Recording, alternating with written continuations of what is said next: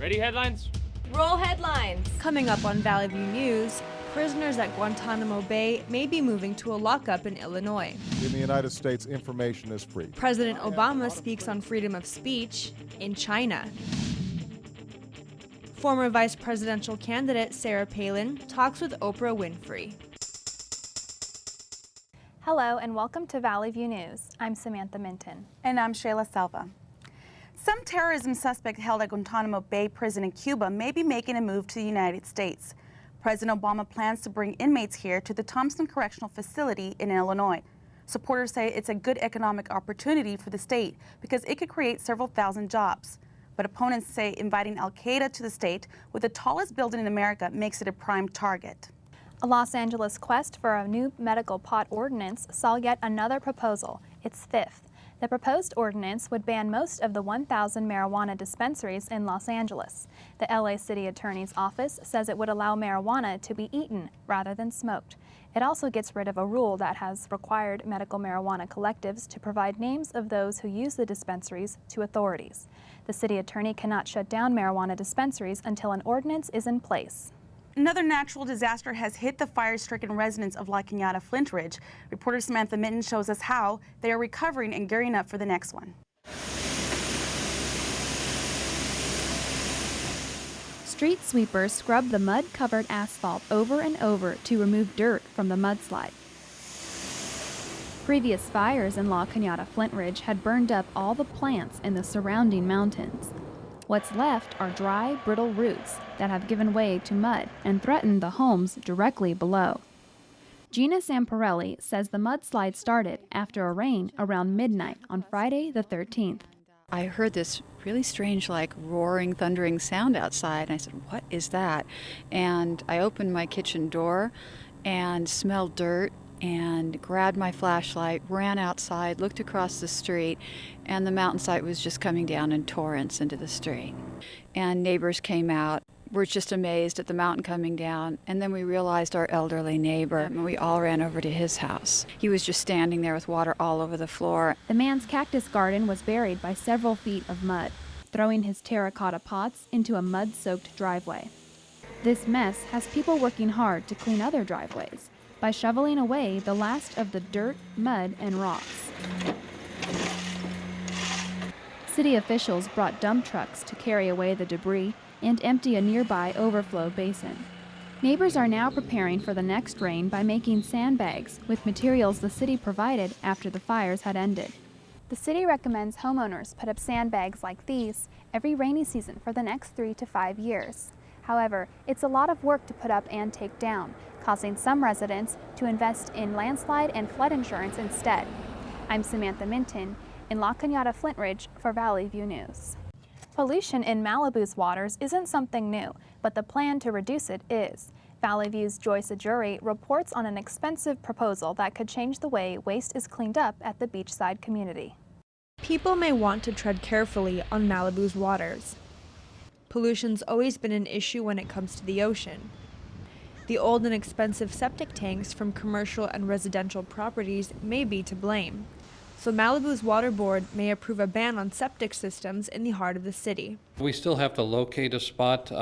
Currently, we'd have to either purchase or have a landowner give us property in order to build a centralized facility. But we have 2 spots we've identified. One is a property owner is willing to give us 2 acres if they get their project approved through the Coastal Commission. A centralized wastewater treatment system would take the current system's place. Such a transition would cost $52 million. The money would come from property owners of the test districts. They would pay from $500 to $20,000 of additional monthly fees. The fees depend on the total amount of waste produced by each parcel of land. But should the new system be a priority of Malibu? Studies through UCLA have shown that the percentage of human bacteria in Malibu's waters is negligible, and about 95% of the bacteria comes from kelp and animal waste that gets washed up with the tides from lagoons like these. A surfer who frequents Malibu's beaches likes the idea of a new system if it will clean them. I don't know if it's going to help all the pollution and stuff, then yeah, it's definitely something they should be interested in. I mean, a lot of it does come from humans as well, so we're held responsible. We can't, I don't know, get out of that, but yeah, dude, I reckon the ban will be good. The areas the Water Board is focusing on are Malibu Creek, Malibu Lagoon, and Surfrider Beach. The ban would immediately forbid new septic systems in these areas if approved. It would also give residents with existing systems 5 years to comply. Reporting in Malibu for Valley View News, I'm Joyce Ajuri. The LA Unified School District has asked the union to approve 4 furlough days this year and a 12% pay cut in the future. Officials say the school district wants to offset the budget shortfall of almost $500 million. A letter to employees says that without the action, the district may have to lay off up to 8,500 employees this summer. Officials say each furlough day would save the district $15 million. The district says it will start layoffs on July 1st if an agreement cannot be reached.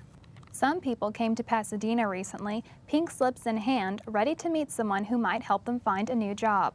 Alan Carter reports that even as unemployment continues to climb, some people are trying to do something about it. In Pasadena, dozens of the unemployed got together on this day, and even though they don't have jobs, they still found reason to celebrate. It's a pink slip party, like a job fair but with a more laid-back feel. So laid back that alcohol was involved. They passed on the conference rooms and converged at the Barcelona restaurant in Pasadena. With drinks in hand, hopeful job seekers networked and talked to other people in the same situation. When you talk to people, those people you know, they know other people you don't know. This style, I really love it because it's so traditional. There were about 60 people here at the upscale tapas bar. Some were looking for work, others were looking for workers, but just about everyone here was using this event as an opportunity to network and to make friends. Patricia Vasquez used to be an HR recruiter. She's been unemployed for about a year. We kind of became a bit of a support group, but you know what? It's made me change my attitude, a positive environment. Instead of feeling sorry for myself, I don't feel like I'm a victim of the economy now, I'm a survivor. To get people like Vasquez and Ojelade together for a pink slip party is the idea of Edwin Duarte.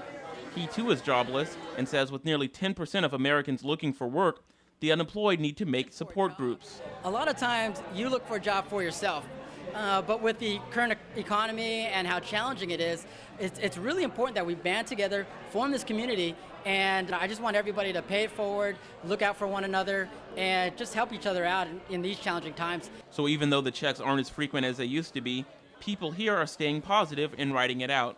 I'm still hopeful. The economy is not going to be bad forever. The economy might be bad for another year. It might even take 2 or 3 years. But in the meantime, you have to stay positive, and you gotta know that there's going to be an end to this. In Pasadena, Alan Carter for Valley View News.